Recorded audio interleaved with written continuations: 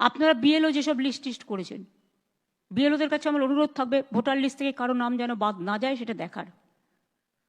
মনে রাখবেন, election commission তার নোটিফিকেশন যখন হবে ডেট অফ ইলেকশন, তখন থেকে এটা ইলেকশন কমিশনের আন্ডারে যায়। তার আগে স্টেট গভর্নমেন্ট, আবার ইলেকশনের পরেও স্টেট গভর্নমেন্ট।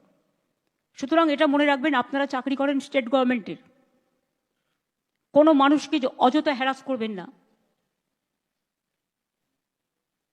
যদিও আজকে কেস আছে বলে ডিটেলস আমি বলছি না, দেখবেন যেন মানুষ হ্যারাস না হয়। যারা দীর্ঘদিন এই রাজ্যের ভোটার, একটা লোক 4 দিন গিয়ে এলো, 4 দিন গেল, তখন হয়তো সেটা কোথাও ঘুরতে গেছে, তাই বলে আপনি তার নামটা বাদ দিয়ে দেবেন? আপনাকে দেখতে হবে তার অরিজিনাল অস্তিত্ব আছে কি না।